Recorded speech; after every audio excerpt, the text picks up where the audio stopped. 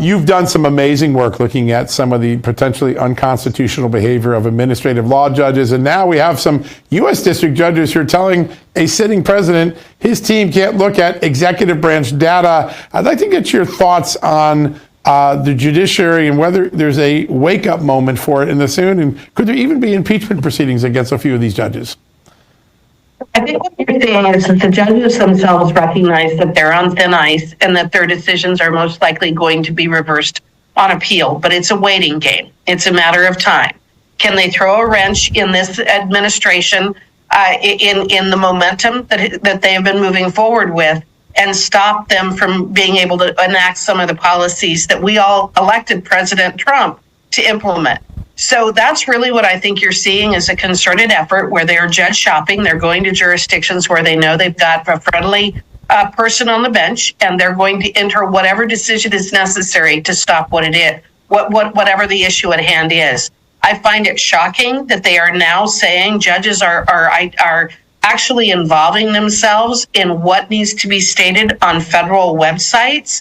I think that just demonstrates the absurdity of what these courts are doing, that they're going so far as to dictate what the president of the United States can have in terms of websites. There's nothing that requires the website at all. Yet, according to these judges, if it has anything to do with their pet projects, they are not going to allow him to change policies. That's clearly so far outside of their jurisdiction, and it's also contrary to what the Article 2 says in the Constitution. And I think so many Americans have been, it's been a shock to the system to see this, because typically the standard for judgeship is that you don't even donate 1 red cent to any political cause, anything that's partisan. And now we are finding judges out there whose spouses, whose children, in one case, benefited from programs paid for by USAID. In the case of one of President Trump's judges, obviously his daughter's relationship with a marketing campaign that rallied against President Trump. Is it audacity that caused them to think that they could get away with it? What is it? Corruption. I don't think that I would use the nice word of audacity, although I think that that definitely is a part of this. But I think that there is a level of corruption associated with government largesse anymore.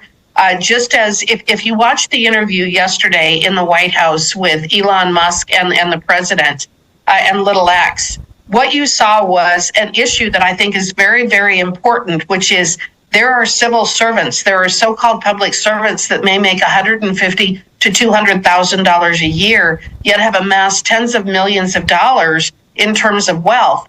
Samantha Power, who was the head of USAID under the Biden administration, is a classic example. She was making a couple of $100,000 a year. Her net worth before taking this position was in the millions, which for a public servant, I can't understand that. While being the head of the USAID, her net worth just absolutely skyrocketed. And I think that that's what you're seeing. You talked about the judge in New York who handled the fraud case with President Trump. His daughter made millions off of the fact that she was working for people like Adam Schiff and other Democrats. Her entire business model was attacking Donald Trump. And her father refused to recuse himself. So having practiced law as long as I did, and especially in litigation, I can tell you that I'm actually very shocked at what these judges are willing to do. Number one, with refusing to recuse, and number two, step over the line with them dictating what policy is. I think something else that it demonstrates is that the fact that I've been screaming about the over-bureaucratization of our government and the fact that it's the unelected bureaucrats that are running things, I don't think there's any better example than what these judges have done over the last couple of days of saying it is the bureaucrats that are in charge, not the elected officials. Again, I think we're ultimately going to win this, but I think it shows the hubris and the absolute amount of money that can be made off these various NGOs and having the proximity to power.